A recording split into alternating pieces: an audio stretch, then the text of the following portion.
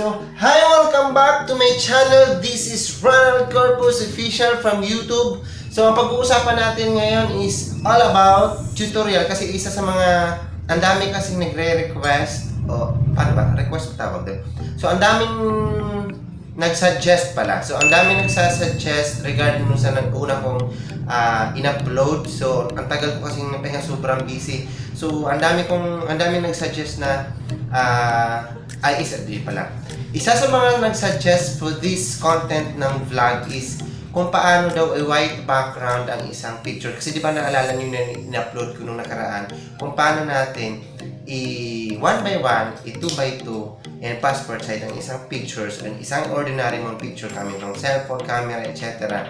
Gamit ang inyong laptop, desktop, and using the tool of Photoshop, whether CS3, CS5, etc. as long it is a Photoshop. So ngayon, pag-uusapan natin kung paano naman i-white background. This content is suggested by isa sa mga masugid natin taga subaybay ng ating YouTube channel. So isa rin siya sa mga YouTube nagsusubaybay ng ating YouTube. So si Sir JB Canlapan. So ito na po yun, sir. Ang sabi niya kasi doon, so kung susunod daw ng vlog, so paano daw i-white background and paano magiging formal attire yung isang ordinary picture meron tayo. So ayan, so tara. So samahan niyo ako para pakita. Pero bago ang lahat niyan, so kung hindi ka pa nakasubscribe, so please subscribe to my YouTube channel, Ronald Corpus Official. And paki-like and i-share na lang po natin para po kasakalaman ng lahat. So mag-leave po kayo ng comment for suggestions, opinion kung meron pong kakulangan. And i-click mo na rin yung notification bell para updated po kayo sa lahat ng aking video na i-upload dito sa YouTube. And tara! So, ayan. So, let's start na. So, of course, bubuksan na po natin yung ating tools. So, we're using desktop. So, ang bubuksan natin is ang tools natin na ginagamit na Photoshop. So, double-click mo lang siya. And then, so, antayin natin siyang bumukas. Baka 20 years pa bago bumukas. So, ang gamit natin is Adobe Photoshop CS5. So, antayin natin siyang bumukas. So, habang hindi pa siya magbubukas, so, pag meron pa kayong ibang suggestion para dun sa opinion for this kind of content, so, full screen. So, ayun, nagbukas na siya. So, mag-leave lang po kayo ng comment. So, ayan siya. So, ayan. So, bubuksan po natin yung ating model. So, sinave ko siya dun sa desktop. So, kung halimbawa, kung saan nyo nilagay sa pictures ba, library ng document. So, img _07846 ata yun. So, hindi ko matandaan. So, hanapin na lang natin siya.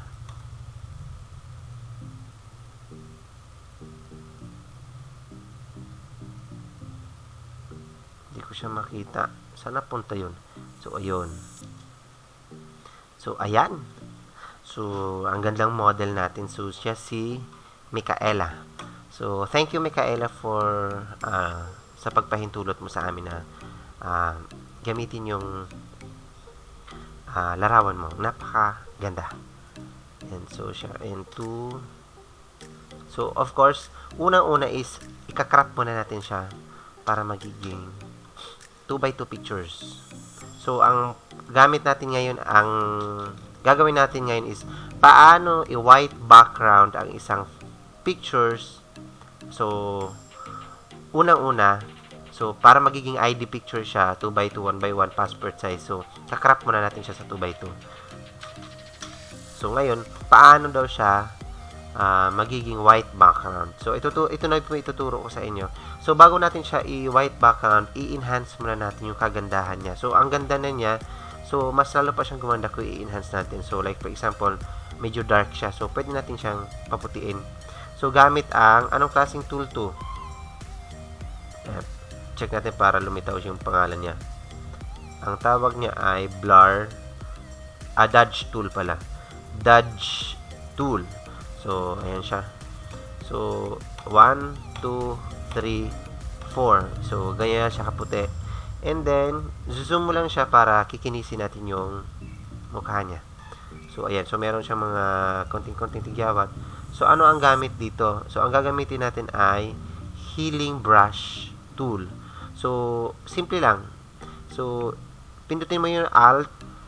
Ano ba? So, kuha ka ng balik natin. So, balik tayo dito sa, ano ba? Ayan. So, pindutin mo yun lang yung alt. Diyan sa keyboard mo, ALT. So, click mo yung alt and then left click ng inyong mouse. So, nakakuha ka na ng balat na sa gilid niya. So, then, i-left click mo lang din siya kung saan yung may mga spots. So, yun. So, i-enhance natin. So, paano naman natin siya halimbawa, sir, lagyan mo nga po, magiging rosy cheeks po. So, ang gamit naman natin na tools ay, ayaw lumabas yung pangalan niya.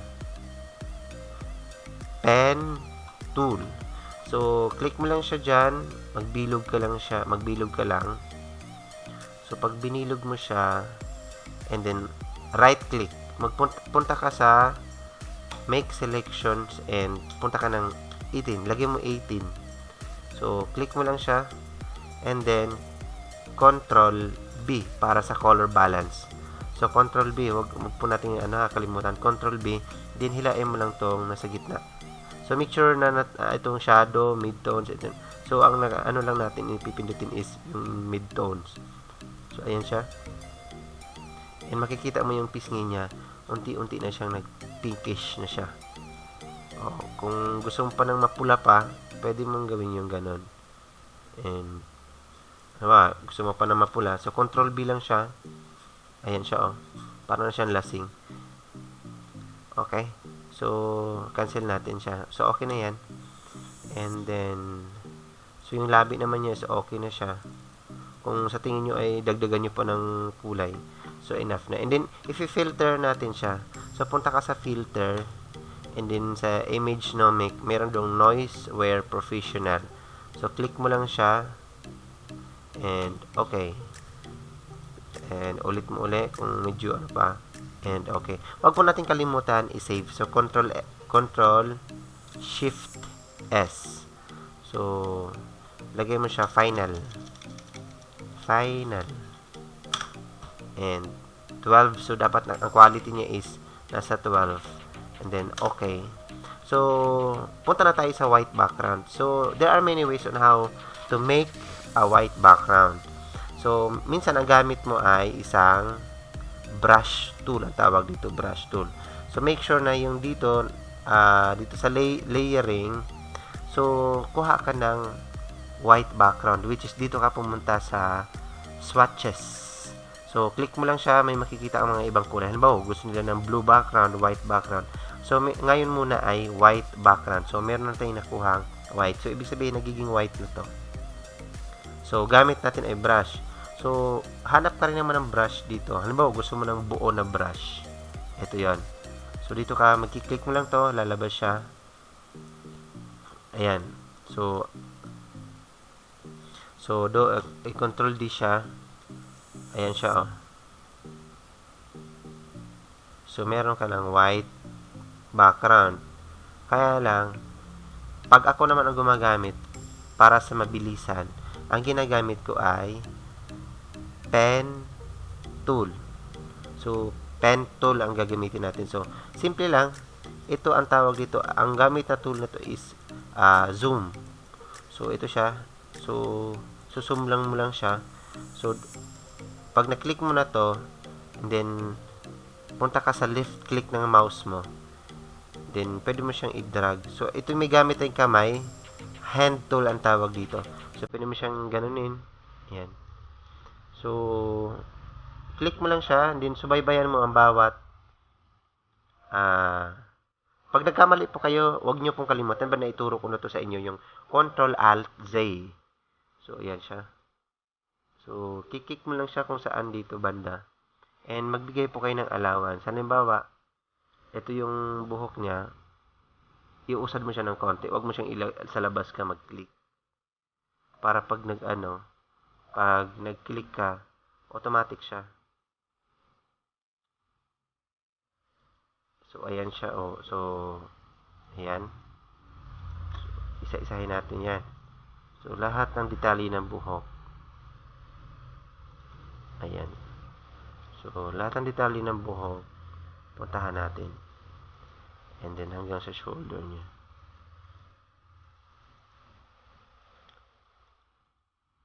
And, paikutin mo lang siya hanggang sa pagdugtungin natin tong ayan. So, nagkadugtong na siya. Then, after mo nadugtong na siya, right-click mo lang siya. Ulit, right-click. Ulitin ko ha. Right-click. And then, make selection. And then, wag mong ilagay sa 18 kasi masyadong makapal na po yun. So, 2.3 is enough. Or, isagad mo siya sa number 3. Kasi pag gawin mo namang 0, mukha siyang cartoons. So, lagay natin sa number 3 or 2.3. And, so, ulitin natin ha. So, make selection and then lagay natin sa yung feather radius niya is 2.3 pixels. And then, i-click mo lang siya. So, may makikita ka na siyang gumagalaw na parang bar. And, tawag nito. Punta ka dun sa keyboard mo, Shift and Backspace. So, yung Shift mo tapos yung Backspace. Shift tapos Backspace. May lalabas po doon. Minsan kasi hindi lumalabas yung white agad. So, minsan foreground color, background color, content aware, pattern, black, 50% gray, and white. So, dito tayo sa white. Okay? And then, i-okay mo lang siya. O, diba? See? So, white background ka na. So, meron ka ng white background. Now, the next step natin is, paano natin siya malagyan ng formal attire. So maghanap po tayo ng formal attire na para sa kanya. So, ngayon, pupunta lang po. Kung meron na po ako naka-ready dito. So, pag meron na po kayo naka-ready, halimbawa, formal attire for girls na pink. So, kung halimbawa ito, hindi pa nakakat. So, ang gagawin mo lang siya dyan is, kagaya ng pen tool pa rin ang gagamitin. So, kagaya ng process kanina, na ganyan siya. So, o yan. Okay? And then, make selection mo, 2.3 pa rin or 2. So, enough na yon. So, since naka-ready na po siya, ililipat ko na lang po. So, Control A, Control C, and Control V. Paste na po natin siya. And then, ikakabit natin siya dito according sa kanyang leeg. So, pag nagkabit po tayo, dapat nasa proper proportion na pag i-print po natin, hindi na po siya halata. So, ikakrap po natin siya uli kasi nakita mo may mga allowance siyang. So, ikakrap po natin siya uli. So, ayan. So, kakrap po natin siya uli. And then, kung nakita mo na tabingi yung buhok niya, pwede mo na siyang ayusin. So, ako inaayos ko kung halimbawa tabingi yung buhok niya. Niya pala, hindi nyo. So, ayan. So, white. And then, kung napapansin nyo, meron siyang, nakikita nyo pa yung damit niya sa ilalim. Tama.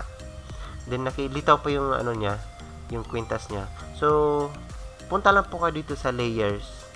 So, click mo lang siya. Then, pumunta ka dun sa background. Yung original na background. Click mo lang siya, tapos magiging blue na siya. And then, pumunta ka dito sa healing brush tool again. So, kukuha po tayo ng balat.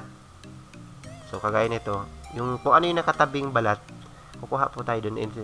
I-normal po natin, or kung gusto nyo, ako, nag-replace. So, ano ba, ito, kuha ka tayo yung balat, tapos, alt-click, and then, pindot ka lang ng pindot. Saan nga ba yan? Alt-click, and then, replace. So, ayan siya. So, na-replace na siya. And then, kuha ka na uli ng balat, para pwede mo siyang lakihan. Halimbawa, dito ko kumuha ng balat para mas madali. Ayan. So, kung napapansin nyo, meron siyang ganyan siya, oh. So, ang gagawin nyo naman doon ay, di ba, from replace, gawin mo siyang normal. Kuha ka ng balat dito, alt-click, and then, sa gilid ka lang, magki-click. So, hindi na siya halata. Okay? And then, ito na, punta ka dito sa zoom, right click, and then fit the screen. So, meron ka na. So, tapos, pag natapos mo na siya, Control N ka.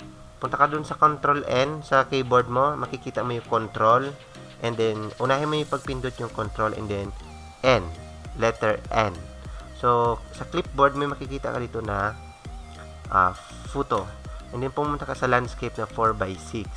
So, nga minsan, dati, kagaya sa akin, di ko po alam to. So, akala mo okay na yan.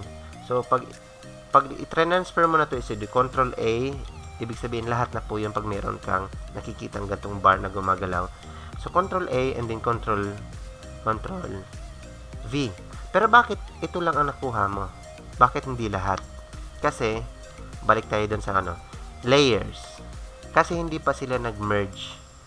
So, meaning to say, ang nakuha mo lang itong damit. So, ang gagawin natin ay, i-merge natin to. So, pindutin mo lang siya, so, yung keyboard mo na control, and then the background. Ayan, so lahat to. So, from layer 1 and then the background. So, makikita mo nagkulay blue na siya. Ibig sabihin, pwede mo na siyang i-merge. So, right-click, then merge layers. So, ayan. So, isa na lang, di ba? Then, pumunta ka sa keyboard mo uli. Control A, Control C, and then, punta ka na sa ginawa mong para. So, C. So, kasama na siya. And then, meron ka ng, so, punta ka dun sa layers uli para lagyan natin. So, nakalimutan nyo na ba na pag i-double click mo to, may lalabas. So, para magkaroon siya ng border para hindi po kahirap pag nag-cut inside. And then, ilagay mo lang sa 1 para hindi makapal yung border. And then, 6. So, kung gusto mo ng ang space niya ay 5 ang kasya. And then, gusto mo pa ng 1 by 1. So, dito ka sa crop tool. So, 1 and 1. So, enter mo lang. And then, Control A, Control C, and then, balik ka dun sa mo, and Control V. So, ang gamitin nyo ay, suggested ko na tools is Photoshop CS, Bisaya, no? C is 5. Okay? And then, ayan siya. And then, Alt, drag, and Alt, drag. Doon sa keyboard mo, so, Alt, pindutin mo yun siyang Alt, and then drag. So, okay? So, maraming salamat. Sana meron po kayo natutunan dito sa tutorial. Meron si Ronald Corpus Official here in YouTube world. So, again, so kung hindi po kayo nakasubscribe, so, please subscribe to my YouTube channel, Ronald Corpus Official. And paki-like na po and paki-share po para sa kaalaman ng lahat. And mag-leave po kayo ng comment, any suggestions, opinion for the next vlog or merong kakulangan ng aking tinuturo. So, very much appreciated. Kung meron po kayong di nagustuhan, pakisabi na po anong totoo at ganoon naman talaga dapat. So, maging totoo lang po tayo sa sarili natin. And i-click mo na yung aking notification bell. So, meron na po tayong 1.43. Alam ko, nasa 1.437K na po ang ating subscribers. So, maraming salamat sa inyong support at walang sawang support sa akin sa ating YouTube channel. This is Ronald Corpus Official and thank you so much. Keep safe po tayo lahat and God bless sa atin. Thank you.